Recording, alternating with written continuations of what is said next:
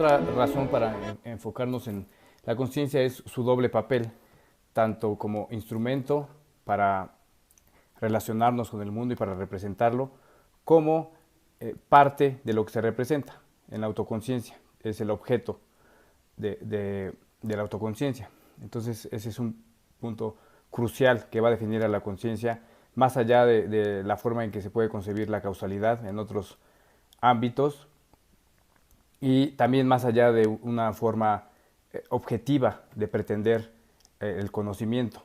Y bueno, el tema de la objetividad, bueno, el problema que hay con este concepto, ya lo hablamos ampliamente, no es posible que tengamos una visión independiente del objeto, o de esta idea de que tenemos que separarnos de él, abstraernos de nuestra subjetividad, de nuestros prejuicios, de nuestras propias ideas, para describirlo tal cual es, acercarnos sin ningún prejuicio, es improcedente porque definitivamente tenemos una relación con lo que estamos describiendo e incluso la propia descripción está cargada por el lenguaje y el lenguaje lleva precisamente un posicionamiento con respecto a lo que se está diciendo. Entonces no es posible como tal describirlo de manera independiente a nosotros. No hay un objeto independiente a nosotros, por lo tanto no se puede describir de esa manera.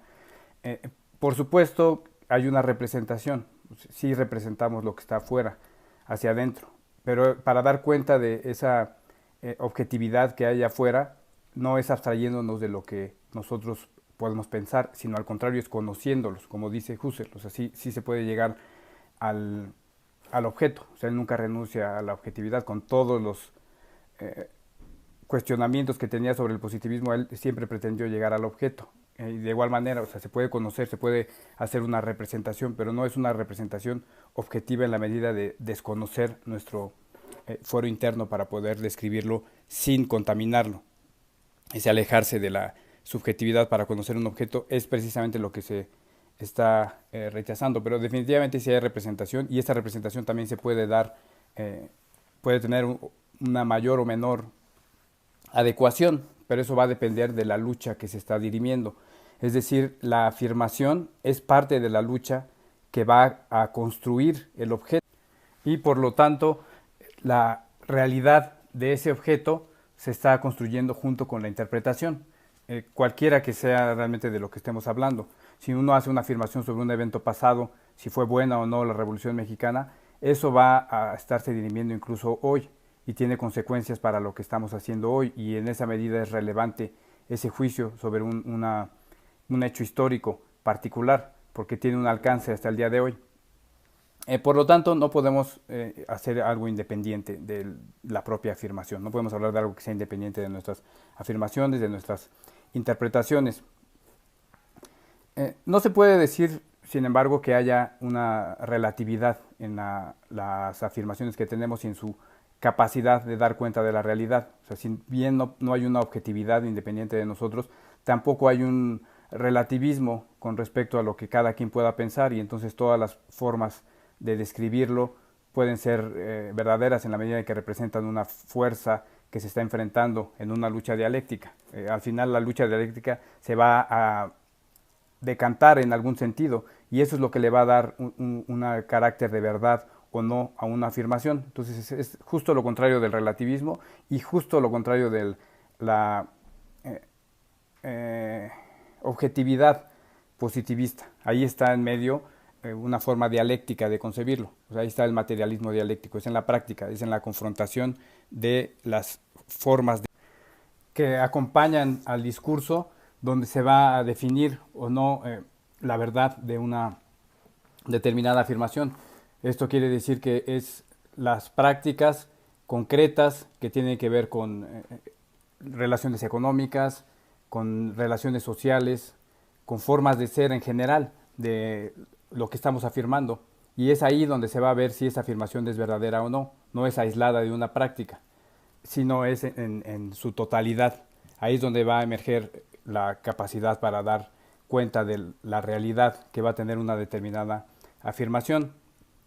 Por lo tanto, a una pregunta como si un proceso histórico es bueno o no, y queremos saber si eso es verdadero, pues va a tener que ver con toda esa totalidad.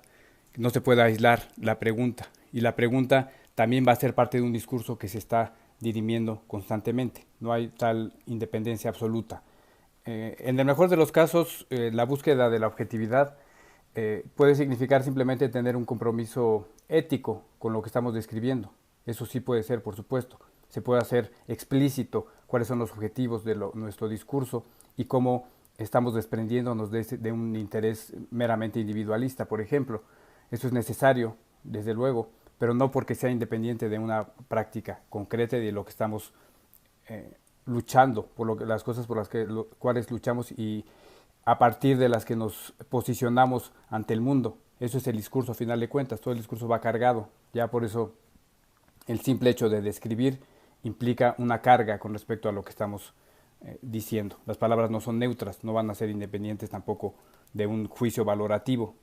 En este caso, una decisión entre un sujeto y un objeto. Recordemos que hablamos de que hay una continuidad y por lo tanto esa decisión es arbitraria, es artificial. Y en las ciencias naturales funciona bastante bien, pero en las ciencias sociales no es tanto así, porque precisamente la conciencia, que es la que va a describir el mundo, va a cambiar por las afirmaciones que se hagan de los procesos sociales en particular y cómo describimos el mundo social.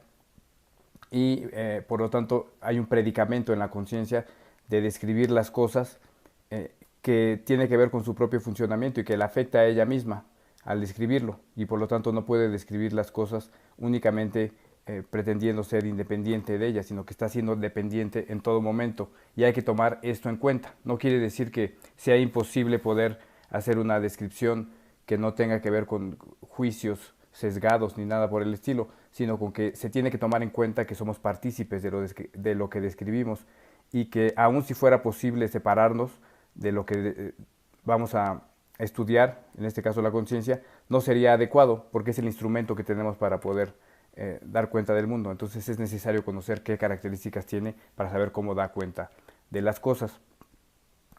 Hay varias formas en que se puede ver esto. Puede haber incluso ejemplos de cómo se cambia la manera en la cual describimos algo, cambia nuestra forma de ser, y hay una necesidad incluso de que lo que digamos de las cosas nos defina a nosotros mismos y que por lo tanto podamos estar en una posición adecuada para la propia conciencia. O sea, ese es un predicamento de describir las cosas. Yo no puedo describir el mundo diciendo que las personas como yo no valen la pena, por ejemplo. Esa sería una forma que atentaría contra mí mismo, y ese es un predicamento que tengo. Cuando hago mi discurso, tengo que dejar en claro que también estoy formando parte de las cosas que describo y tengo que salvaguardar mi propia presencia en el mundo. Y esa es una necesidad que tiene que cumplir la conciencia. Y bueno, como ya revisamos aquí también, para dar cuenta de la construcción de un discurso por parte de la conciencia, es necesario tomar en cuenta qué lucha dialéctica está definiendo, porque eso es lo que hace el discurso, responder preguntas que tienen que ver con luchas y empates de fuerza. Esa es la razón de ser del discurso. Hay una búsqueda de verdad y hay una necesidad de orientar el empate de fuerzas en alguna dirección. Eso está implícito al discurso. No es algo que sea evidente, pero está implícito. Por eso decíamos que hay una contradicción en negar el libre albedrío, porque el propio discurso está definiéndolo, está buscando definirlo. Y así se construye, así como también se construye por la búsqueda de la verdad o por la presencia de la autoconciencia. O sea, todo discurso, cualquier cosa que digamos, tiene que estar antecedido por un yo pienso que. No es nada más decir algo independiente, sino es una entidad autoconsciente que está elaborando una descripción de algo. Y también tiene que estar antecedido por lo que estoy diciendo está buscando la verdad o es cierto, hay una verdad en lo que estoy diciendo. Esto lo ve de una manera muy interesante Husserl. Husserl critica el relativismo diciendo precisamente esto: el discurso está anclado en la búsqueda de la verdad. Y decir que no hay verdad es decir existe la verdad de que no hay verdad, lo cual es una contradicción. Entonces esa es una condición del discurso, buscar la verdad. Y otra condición del discurso es desempatar una lucha dialéctica. Si uno habla con la gente, lo que le está diciendo en realidad es cómo podría actuar de acuerdo a lo que yo pienso y la forma que tenemos de representar la verdad. Si alguien me pregunta prácticamente cualquier cosa, pero en particular un consejo, pues lo que le estoy diciendo es cómo desempatar su lucha dialéctica. Y eso va a estar implícito, esa búsqueda está implícita en todo el discurso, en toda la forma en la cual vamos a interactuar con los demás. Entonces hay una pretensión que va para afectar el mundo por parte del el lenguaje y lo que diga la conciencia, las descripciones que haga la conciencia, van a repercutir en ella misma, en cómo se construye. Por ejemplo, cuando uno en un contexto político describe un evento histórico, vamos a poner por ejemplo el momento actual en México y un debate que pueda haber entre qué papel debe fungir el Estado para el desarrollo del país. Ese es un debate que está presente, es una lucha dialéctica no definida que se está dirimiendo actualmente y recurre a un proceso histórico. Bueno, al describir el proceso histórico está definiendo esa lucha dialéctica, aunque sea un proceso que sea hace 100 años, como puede ser la Revolución Mexicana. Si yo hablo de la Revolución Mexicana como algo positivo, como algo que voy a reivindicar, pues es evidente que voy a tener una posición mucho más favorable hacia que haya un Estado fuerte que pueda tener una participación en el desarrollo de un país. Y si yo hablo mal de la Revolución Mexicana, seguramente tengo posturas mucho más liberales. Entonces, esa forma de describir un proceso histórico va a repercutir en la actualidad. Si alguien pertenece a un partido liberal económico y habla bien de la Revolución Mexicana, pues queda mal parado él mismo, porque está contradiciendo la propia estructura que está permitiéndole dar un discurso. Y por lo tanto, bueno, eso es algo que va a estar presente siempre. O sea, va a estar siempre en juego cómo se construye la realidad. O sea, la realidad no es algo que uno pueda reproducir también de manera perfecta. ese es un problema de la búsqueda de la objetividad. La realidad se está definiendo en cada momento y nosotros somos partícipes de esa definición. Entonces no existe una realidad sin nosotros, sin alguien que la está describiendo, que está hablando de ella. Si en un momento dado uno habla acerca de cómo tiene que conducirse un país, está participando de la lucha de cómo se tiene que conducir ese país. Evidentemente está diciendo el país se tiene que conducir así. Si yo digo se tienen que subir los impuestos, estoy definiendo la lucha dialéctica que está viviendo un país y ese discurso va a tener un papel en cómo se define, en cómo se construye esa realidad. Por lo tanto, no es independiente de ella. Hablamos ya acerca de la continuidad de todas las cosas, pues eso mismo sucede para las descripciones de la conciencia. Está relacionado, está vinculado con lo que está describiendo y por lo tanto es una distinción artificial entre el sujeto y objeto y tenemos que ver que hay una continuidad en las dos que es mucho más nítido en un proceso social, como cuando uno describe a un objeto, pues uno está incluido en ese objeto y lo que diga del objeto va a repercutir en nosotros mismos, es decir, hay un círculo, es circular, hay una continuidad circular y por lo tanto la causa, que puede, en este caso puede ser lo que uno diga, va a repercutir, va a tener un efecto en nosotros mismos, hay un círculo. Y por lo tanto no hay una posibilidad de hacer independiente totalmente a un objeto de un sujeto. Eso lo ve el marxismo muy claramente, ya lo habíamos mencionado, habla acerca de la práctica como la noción de verdad.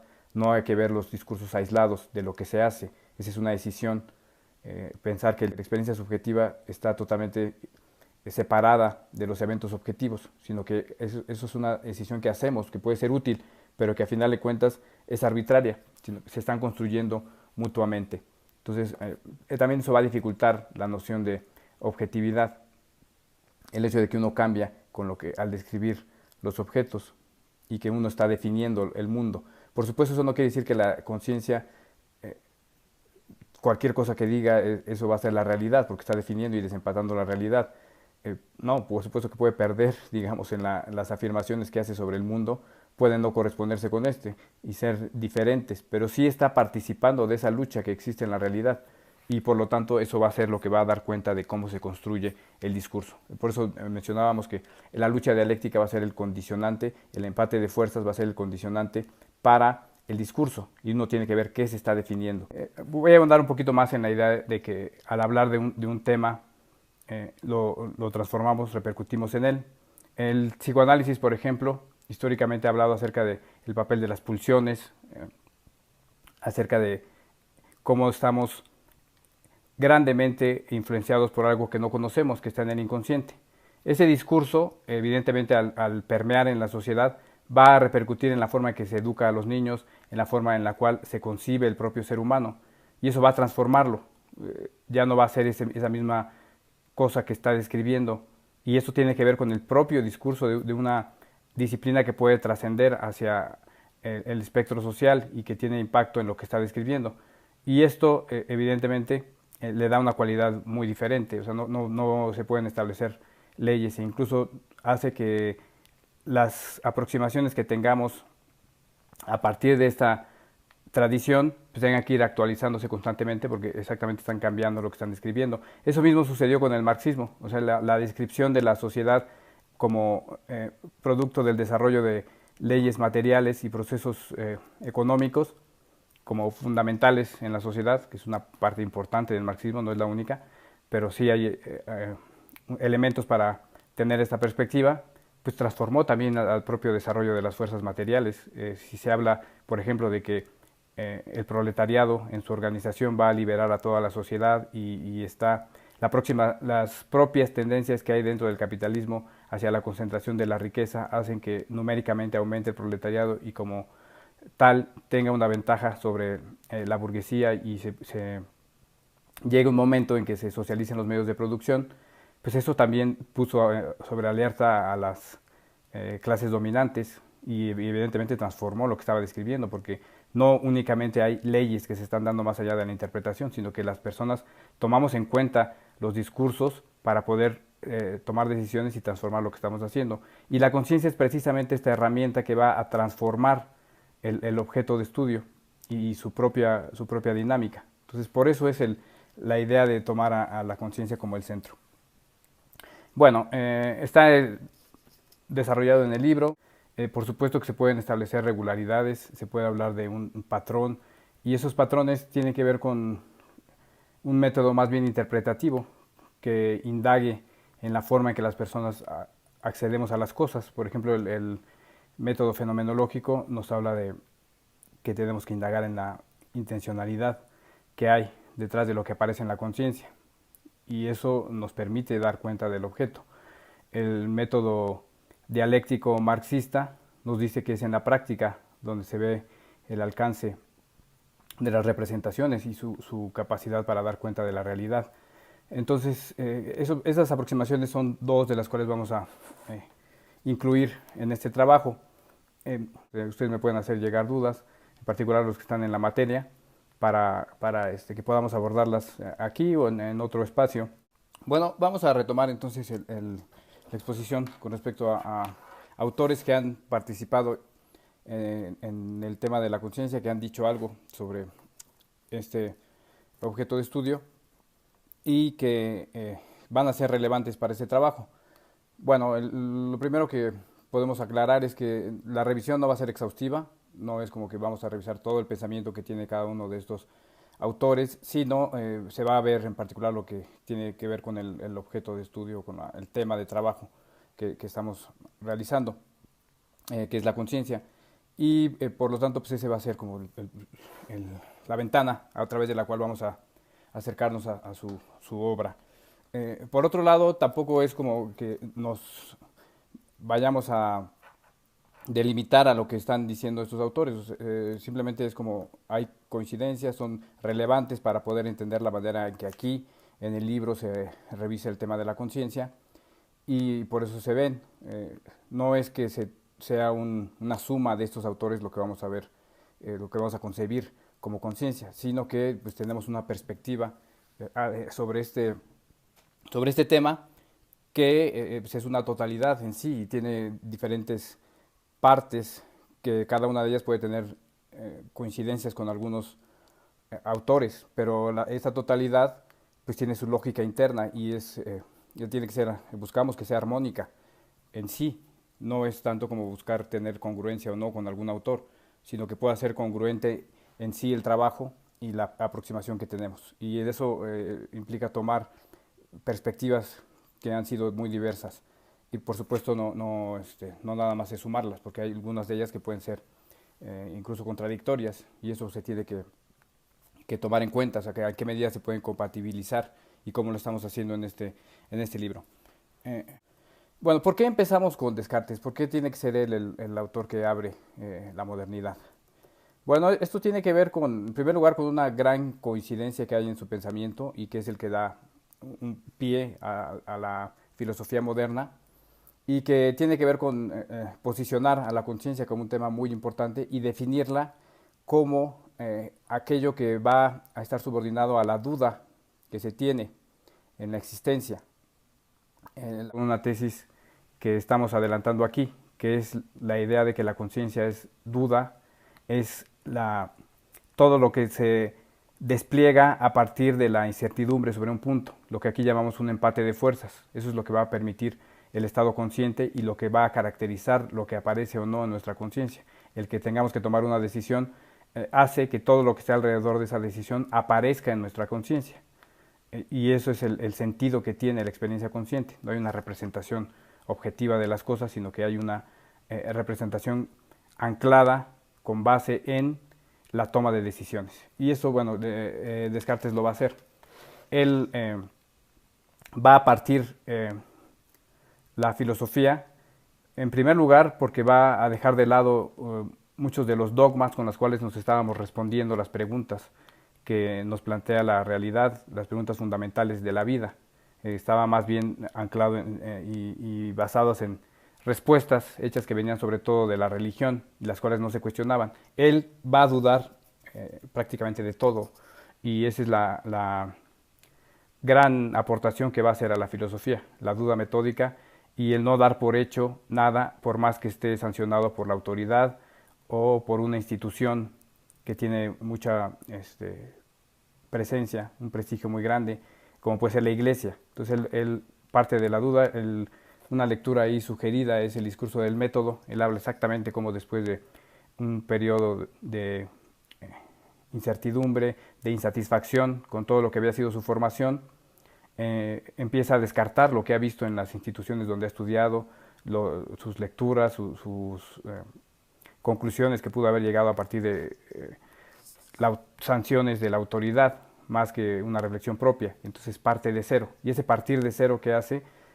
da pie a toda la modernidad para poder responder preguntas que antes ya estaban sancionadas por la Iglesia. Hoy hay una respuesta sancionada por la Iglesia en particular, no es la única institución. El planteamiento de Descartes va de esa manera.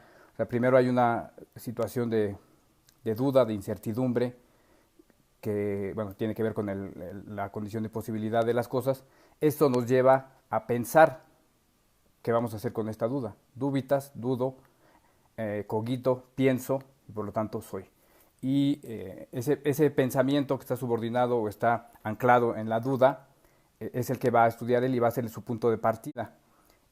¿Para qué? En otro sentido, que es la forma en que él concibe su filosofía, lo que se va a buscar es que haya una correspondencia entre la experiencia de la conciencia y los hechos objetivos, que ese es básicamente el tema de la filosofía, cómo se va a poder hacer un tema muy importante dentro de la filosofía, cómo podemos acercarnos a tener una mayor correspondencia entre uno y otro, entre experiencia y hechos. Y la respuesta que va a dar él va a tener que ver con un método particular, es decir, él va a decir en su obra fundacional, el discurso del método, pues no estoy conforme con nada de lo que he encontrado hasta el momento, hay un conjunto de explicaciones de las cosas que pues la mayoría de la gente acepta como reales, como que así son, pero yo no tengo ninguna certeza de que las explicaciones que tenemos de las cosas efectivamente nos den cuenta de ellas. Y por lo tanto dudo, y dudo absolutamente de todo excepto de mi pensamiento. Y esa situación de duda, ese estado de duda. Y eso es lo que da pie a un método particular que se tiene que seguir que es el método racional, para poder dar cuenta de lo real. En este caso, lo racional quiere decir descomponer las cosas, o sea, así de simple. Decía, si no puedes dar cuenta de algo, pártelo, ¿no? Y a partir de ahí puedes acercarte a elementos más fáciles de describir y de explicar. Ese es un método particular, no necesariamente estamos de acuerdo con el método.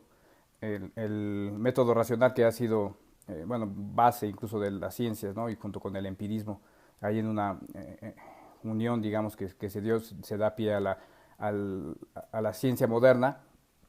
No necesariamente es que estemos de acuerdo de eso, de hecho estamos planteando que hay una continuidad, pero el simple hecho de plantear esta pregunta de cómo podemos hacer para hacer más adecuadas nuestras eh, representaciones de las cosas y que la respuesta no esté anclada en ningún principio de autoridad ni en una concepción religiosa de que hay una justicia en las cosas y por lo tanto nuestra representación, bueno, pues se puede hacer más cercana en la medida que nos acerquemos al ser divino o cualquier concepción más centrada una cuestión religiosa, se va a rechazar y se va a ver como algo que podemos hacer nosotros, una indagación propia dentro del pensamiento humano y de la filosofía. Se puede dar respuesta a esta disparidad que hay entre uno y otro, entre representaciones y hechos, ¿no? Que es como la concepción de verdad que hay dentro de la ciencia y de la ciencia positiva, la correspondencia entre afirmaciones y hechos. Y se sigue un método. Simplemente por eso ya es relevante, ¿no? Por el plantear esta pregunta y que va a dar pie a muchas reflexiones. Ahora, la concepción, y eso ya lo hemos dicho, pero lo voy a decir muy brevemente otra vez, para que veamos cómo vamos a leer las otras concepciones. La concepción que vamos a tener aquí es que hay una construcción dialéctica de mutua determinación entre la experiencia subjetiva y los hechos objetivos, entre una realidad externa y una experiencia interna, entre la conciencia propiamente y la realidad que va a confrontar a la conciencia y en la cual se va a desenvolver. ¿Qué quiere decir esto? Que uno va a crear al otro y va a estar en la base de que se desarrolle el otro. En particular en Descartes, bueno, él va a tener mucho más atención en la experiencia subjetiva y por eso va a dar pie a mucho del idealismo, ¿no? En particular a Kant. Y esa es una vertiente dentro de la filosofía para ubicar a todos esos autores. Hay quienes se centran más en la experiencia subjetiva y eso va a ser la rama idealista de la filosofía, y hay quienes se centran más en los hechos objetivos y eso es una postura más materialista. Y bueno, ninguna de las dos es que la vamos a retomar plenamente. La concepción dialéctica estaría diciendo que se están construyendo y entonces no hay que poner atención únicamente en uno. Por supuesto que hay que revisar algún tramo y no quiere decir que siempre va a ser como, bueno, nada más se están construyendo y ya, sino que hay que posicionarse en algún sentido dependiendo de lo que estemos hablando y la relevancia que va a tener particularmente lo material o lo ideal. De acuerdo a lo que estemos viendo, podemos posicionarnos. Pero bueno, el principio general es que hay una construcción mutua. Entonces el idealismo va a poner más atención en la experiencia subjetiva y el materialismo más en los hechos particulares, ¿no? Esto lo vamos a ver ya cuando avancemos en los autores, cómo se van a ubicar en uno y otro extremo de este continuo, de este espectro de explicaciones o de forma de ver la construcción de la realidad y la relación entre la realidad y nuestras ideas.